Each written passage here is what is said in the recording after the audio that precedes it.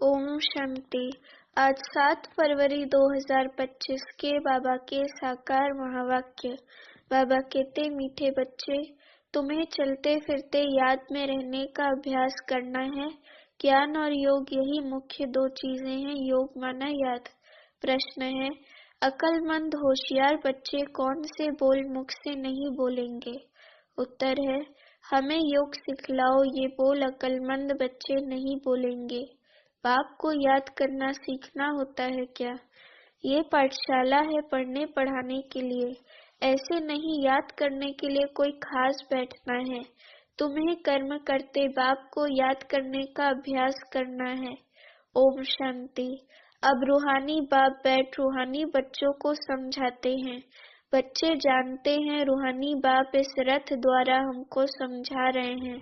अब जबकि बच्चे हैं तो बाप को और वह किसी बहन व भाई को नहीं कहना है कि मुझे बाबा को याद करना सिखलाओ। ये रॉन्ग हो जाता है। तुम कोई छोटी बच्चियां तो नहीं हो ना। ये तो जानते हो मुख्य है रूह, वह तो है अविनाशी, शरीर है विनाशी। बड़ा तो रूह हुआ ना। अज्ञान काल में किसको ज्ञान नहीं रहता है कि हम आत्मा हैं। शरीर द्वारा बोलते हैं, देह अभिमान में आकर ही बोलते हैं मैं ये करता हूँ। अभी तुम देही अभिमानी बने हो। जानते हो आत्मा कहती है मैं शरीर द्वारा बोलती हूँ, कर्म करती हूँ। आत्मा मेल है। बाप समझाते हैं ये बोल बहुत करके सुने जाते हैं। कहते हैं हमको योग में बिठाओ। सामने बैठते हैं इस ख्याल से कि हम भी बाबा की याद में बैठें, ये भी बैठें। अब पाठशाला कोई इसके लिए नहीं है। पाठशाला तो पढ़ाई के लिए है। बाकी ऐसे नहीं यहाँ बैठकर सिर्फ तुम्हें याद करना है। बाप ने तो समझाया है चलते फिरते उठते बैठते बाप को याद करो। इसके लिए खास बैठने की भी दरकार नहीं। जैसे कोई कहते हैं राम राम कहो, क्या बिगर राम राम कहे याद नहीं कर सकते हैं? याद तो चलते फिरते कर सकते हैं। तुमको तो कर्म करते बाप को याद करना है। आशिक माशूक कोई खास बैठकर एक दो को याद नहीं करते हैं। काम काज धंधा आदि सब करना है। सब कुछ करते अपने माशूक को याद करते रहो। ऐसे नहीं कि उनको याद करने के लिए खास कहाँ जाकर बैठना है। तुम बच्चे गीत व कविताएं आदि सुनाते हो तो बाबा कह देते हैं ये भक्ति मार्ग के हैं। कहते भी हैं शांति देवा, सो तो परमात्मा को ही याद करते हैं, न कि श्री कृष्ण को। ड्रामानुसार आत्मा अशांत हो पड़ी है तो बाप को पुकारती है, क्योंकि शांति सुख ज्ञान का सागर वह है। ज्ञान और योग मुख्य दो चीजें हैं। योग माना याद। उन्हों का हठ योग बिल्कुल ही अलग है। तुम्हारा है राजयोग। बाप को सिर्फ याद करना है। बाप द्वारा तुम बाप को जानने से सृष्टि के आदि मध्य अंत को जान गए हो। तुमको सबसे बड़ी खुशी तो ये है कि हमको भगवान पढ़ाते हैं। भगवान का भी पहले पहले पूरा परिचय होना चाहिए। ऐसे तो कभी नहीं जाना कि जैसे आत्मा स्टार है वैसे भगवान भी स्टार है, वह भी आत्मा है। परंतु उनको परमात्मा सुप्रीम सोल कहा जाता है। वे कभी पुनर्जन्म तो नहीं लेते हैं। ऐसे नहीं कि वे जन्म मरण में आते हैं, नहीं, पुनर्जन्म नहीं लेते हैं। खुद आकर समझाते हैं मैं कैसे आता हूँ। त्रिमूर्ति का गायन भी भारत में है। त्रिमूर्ति ब्रह्मा विष्णु शंकर का चित्र भी दिखाते हैं। शिव परमात्मा नमः कहते हैं ना। उस ऊंचते ऊंच बाप को भूल गए हैं। सिर्फ त्रिमूर्ति का चित्र दे दिया है। ऊपर में शिव तो जरूर होना चाहिए, जिससे ये समझें कि इनका रचयिता शिव है। रचना से कभी वर्षा नहीं मिल सकता है। तुम जानते हो ब्रह्मा से कुछ भी वर्षा नहीं मिलता। विष्णु को तो हीरे जवारों का ताज है ना। शिव बाबा द्वारा फिर पैनी से पाउंड बने हैं। शिव का चित्र ना होने से सारा खंडन हो जाता है। ऊंचते ऊंच है परम पिता परमात्मा, उनकी ये रचना है। अभी तुम बच्चों को बाप से स्वर्ग का वर्षा मिलता है 21 जन्मों के लिए। भल वहाँ फिर भी समझते हैं लौकिक बाप से वर्षा मिला है। वहाँ ये पता नहीं कि ये बेहद के बाप से पाई हुई प्रारब्ध है। सतयुग में ये तुमको अभी पता है। अभी की कमाई वहाँ 21 जन्म चलती है। वहाँ ये मालूम नहीं रहता है कि इस ज्ञान का बिल्कुल पता नहीं रहता। ये ज्ञान न देवताओं में है न शूद्रों में है, ये ज्ञान है ही तुम ब्राह्मणों में। ये है रूहानी ज्ञान। स्पिरिचुअल का अर्थ भी नहीं जानते हैं। डॉक्टर ऑफ फिलॉसफी कहते हैं डॉक्टर ऑफ स्पिरिचुअल नॉलेज एक ही बाप है। बाप को सर्जन भी कहा जाता है। साधु सन्यासी आदि कोई सर्जन थोड़े ही हैं। वेद शास्त्र आदि पढ़ने वालों को डॉक्टर थोड़े ही कहेंगे। भर टाइटल मिल गया है, बाबा कहते भर टाइटल भी दे देते हैं, परंतु वास्तव में रूहानी सर्जन है एक बाप जो रूह को इंजेक्शन लगाते हैं। वह है भक्ति।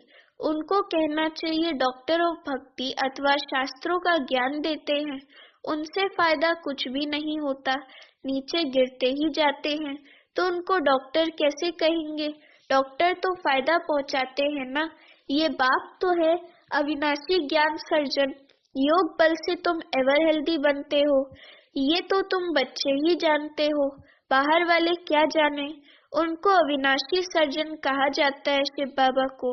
आत्माओं में जो विकारों की खाद पड़ी है उसे निकालना, पतित को पावन बनाकर सदगति देना, ये बाप में शक्ति है। ऑलमाइटी पतित पावन एक फादर है। ऑलमाइटी कोई मनुष्य को नहीं कह सकते, तो बाप कौन सी शक्ति दिखाते हैं? सर्व को अपनी शक्ति से सदगति देते हैं। उनको कहेंगे doctor of spiritual knowledge. Doctor of philosophy ये तो ढेर के ढेर मनुष्य हैं, स्पिरिचुअल डॉक्टर एक है। तो अब बाप कहते हैं अपने को आत्मा समझ मुझ बाप को याद करो और पवित्र बनो। मैं आया ही हूँ पवित्र दुनिया स्थापन करने। फिर तुम पतित क्यों बनते हो? पावन बनो, पतित मत बनो। सभी आत्माओं को बाप का डायरेक्शन है गृहस्थ व्यवहार में रहते कमल फूल समान पवित्र रहो।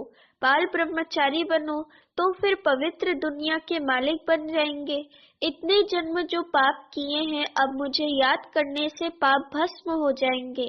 मूल वतन में पवित्र आत्माएं ही रहती हैं, पवित्र कोई जा नहीं सकते हैं। बुद्धि में ये तो याद रखना ही है, बाबा हमको पढ़ाते हैं। स्टूडेंट ऐसे कहेंगे क्या कि हमको टीचर की याद सिखलाओ? याद सिखलाने की क्या दरकार है?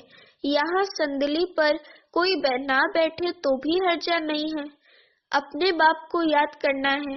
तुम सारा दिन धंधे धोरी आदि में रहते हो तो भूल जाते हो, इसलिए यहाँ बिठाया जाता है। ये 10-15 मिनट भी याद करें। तुम बच्चों को तो काम काज करते याद में रहने की आदत डालनी है। आधा कल बाद माशूक मिला है, अब कहते हैं मुझे याद करो तो तुम्हारी आत्मा से खाद निकल जाएगी और तुम विश्व के मालिक बन जाएंगे। तो क्यों नहीं याद करना चाहिए? स्त्री का जब हथियाला बांधते हैं तो उनको कहते हैं पति तुम्हारा गुरु ईश्वर सब कुछ है, परंतु वे तो फिर भी मित्र संबंधी गुरु आदि बहुतों को याद करती है। वे तो देहधारी की याद हो गई। ये तो पतियों का पति है शिव बाबा, उनको याद करना है। कोई कहते हैं हमको निष्ठा में बिठाओ, परंतु इससे क्या होगा? 10 मिनट यहाँ बैठते हैं तो भी ऐसे मत समझो कि कोई एकरस हो बैठते हैं। भक्ति मार्ग में किसकी पूजा करने बैठते हैं तो बुद्धि बहुत भटकती रहती है। नौधा भक्ति करने वालों को यही तात लगी रहती है कि हमको साक्षात्कार हो। वे आश लगाकर बैठे रहते हैं, एक की लगन में लवलीन हो जाते हैं, तब साक्षात्कार होता है।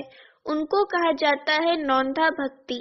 वे भक्ति ऐसी है जैसे आशिक माशूक, खाते पीते बुद्धि में याद रहती है, उनमें विकार की बात नहीं होती, शरीर पर प्यार हो जाता है, एक दो को देखने बगैर रह नहीं सकते।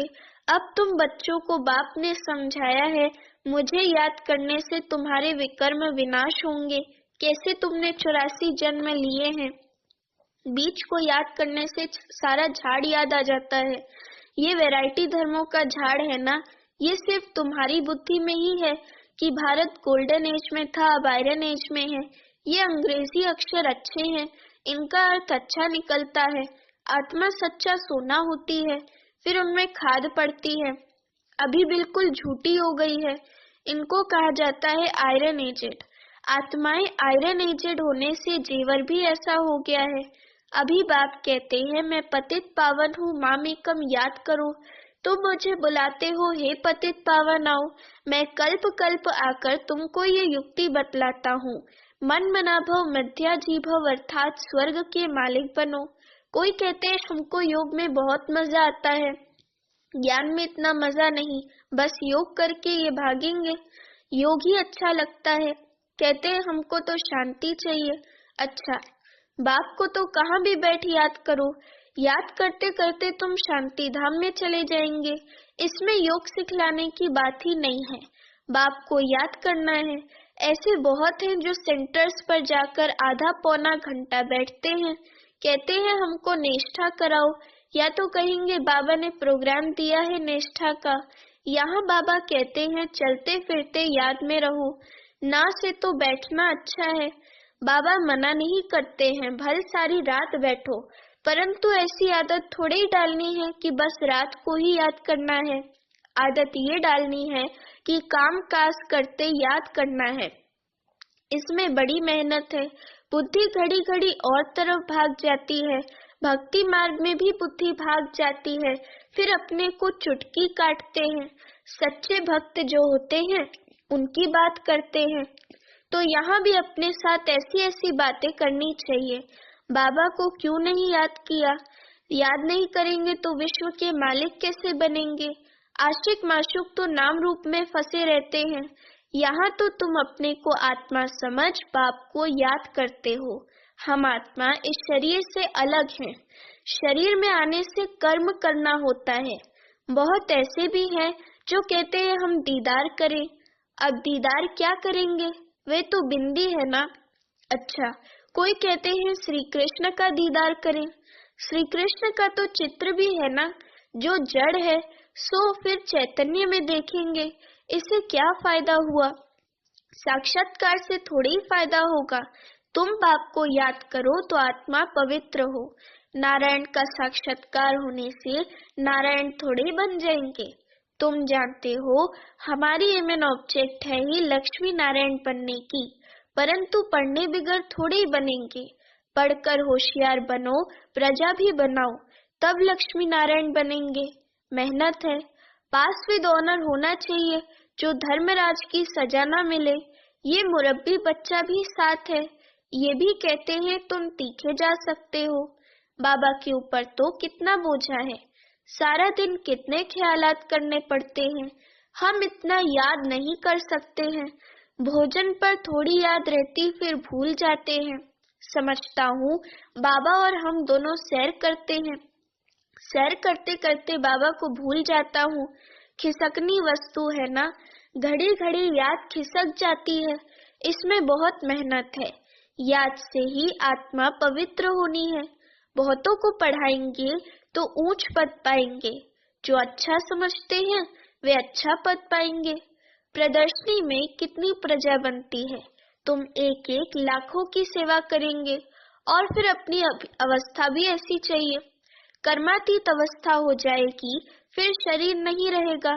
आगे चल तुम समझेंगे, अब लड़ाई जोर हो जाएगी, फिर ढेर तुम्हारे पास आते रहेंगे, महिमा बढ़ती जाएगी। अंत में सन्यासी भी आएंगे, बाप को याद करने लग पड़ेंगे। उनका पार्ट ही मुक्ति धाम में जाने का है। नॉलेज तो लेंगे नहीं, तुम्हारा मैसेज सभी आत्माओं तक पहुंचना है। अखबारों द्वारा बहुत सुनेंगे, कितने गांव हैं, सबको पैगाम देना है। मैसेंजर पैगंबर तुम ही हो। पतित से पावन बनाने वाला और कोई है नहीं सिवाय बाप के। ऐसे नहीं कि धर्म स्थापक किसको पावन बनाते हैं, उनका धर्म तो वृद्धि को पाना है। वे वापस जाने का रास्ता कैसे बताएंगे? सर्व का सदगति दाता एक है।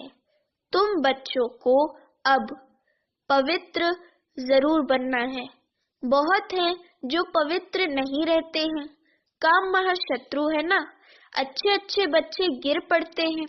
कुदृष्टि भी काम का ही अंश है, ये बड़ा शैतान है। बाप कहते हैं इस पर जीत पहनो तो जगत जीत बन जाएंगे। अच्छा मीठे मीठे सिखिलते बच्चों प्रति माता पिता बाप दादा का याद प्यार और गुड मॉर्निंग। रूहानी बाप की रूहानी बच्चों को नमस्ते। अभी हम रूहानी बच्चों की रूहानी माता पिता बाप दादा को याद प्यार गुड मॉर्निंग और नमस्ते। धारणा के लिए मुख्य सार। पहली पॉइंट, काम काज करते याद में रहने की आदत डालनी है।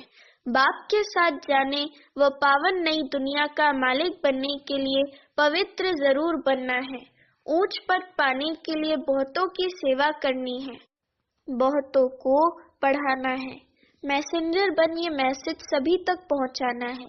वरदान, स्नेह की गोद में आंतरिक सुख व सर्व शक्तियों का अनुभव करने वाले यथार्थ पुरुषार्थी भव।